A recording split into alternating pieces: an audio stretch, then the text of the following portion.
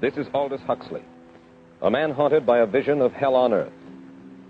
A searing social critic, Mr. Huxley, 27 years ago, wrote Brave New World, a novel that predicted that someday the entire world would live under a frightful dictatorship.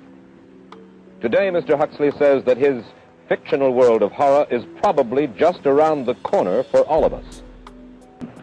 As technology becomes more and more complicated, it becomes necessary to have more and more elaborate organizations, more hierarchical organizations. And incidentally, the advance of technology has been accompanied by an advance in the science of organization. It's now possible to make organizations on a larger scale than was ever possible before. And so that you have more and more people living their lives out as subordinates in these hierarchical systems controlled by bureaucracies, either the bureaucracies of big business or the bureaucracies of big government. Mm-hmm. Mm-hmm.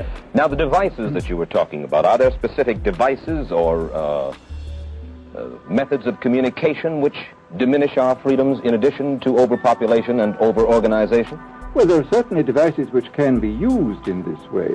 I mean, let us take, after all, a piece of very recent and very painful history is the propaganda used by Hitler, which was incredibly effective. I mean, what were Hitler's methods? Hitler used terror on the one kind, brute force on the one hand, but he also used a very efficient form of propaganda, which he was using every modern device at that time. He didn't have TV, but he had the radio, which he used to the fullest extent, and was able to impose his will on an immense mass of people. I mean, the Germans were a highly educated people.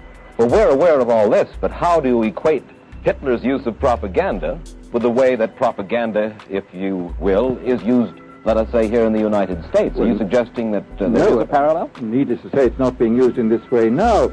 But the point is, it seems to me, that there are methods at present available, methods superior in some respects to Hitler's method, which could be used in a bad situation. I mean, what I feel very strongly is that we mustn't be caught by surprise by our own advancing technology. This has happened again and again in history. Technology has advanced, and this changes social conditions. And suddenly people have found themselves in a situation which they didn't foresee and doing all sorts of things they didn't really want to do. Well, now, what do you mean? Do you mean that we develop our television, but we don't know how to use it correctly? Is that the point that you're making? Well, at present, the television, I think, is being used quite harmlessly. It's being used, I think, I would feel it's being used too much to distract everybody all the time. But, I mean, imagine, which must be the situation in all communist countries, where the television, where it exists, is always saying the same thing the whole time, is always driving along. It's not creating a wide front of distraction, it's creating a one-pointed drumming in of a single idea all the time. It's obviously an immensely powerful instrument. So you're talking about the potential misuse of the instrument. Exactly. We have, after all technology is in itself morally neutral.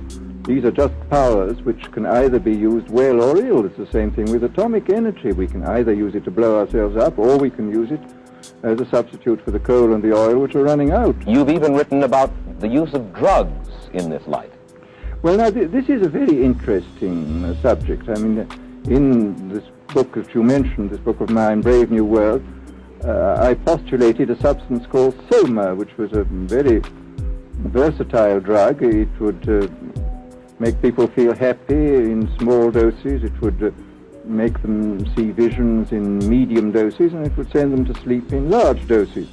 Well, I don't think such a drug exists now, nor do I think it will ever exist, but we do have drugs which will do some of these things, and I think it's quite on the cards that we may have drugs which will profoundly change our mental states without doing us any harm. I mean, this is the pharmacological revolution which has taken place, that we have now powerful mind-changing drugs which, physiologically speaking, are almost costless. I mean, they are not like opium or like cocaine, which do change the state of mind, but leave terrible results physiologically and morally.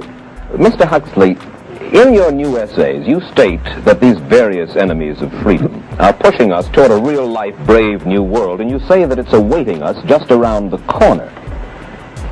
First of all, can you detail for us what life in this brave new world which you fear so much, or what life might be like? Well, to start with, I think this kind of the dictatorship of the future, I think will be very unlike the dictatorships which we've been familiar with in the immediate past. I mean, take another book prophesying the future, which was a very remarkable book, George Orwell's 1984. Well, this book was written at the height of the Stalinist regime and just after the Hitler regime. And there he foresaw a dictatorship using entirely the methods of terror, the methods of physical violence. Now, I think what is going to happen in the future is the dictators will find, as the old saying goes, that you can do everything with bayonets except sit on them. That if you want to preserve your power indefinitely, you have to get the consent of the ruled. And this they will do partly by drugs, as I foresaw in Brave New World, partly by these new techniques of propaganda. They will do it by bypassing the sort of rational side of man and appealing to his subconscious and his deeper emotions and his physiology even, and so making him actually love his slavery. I mean, I think this is the danger, that actually people may be in some ways happy under the new regime, but they will be happy in situations where they oughtn't to be happy.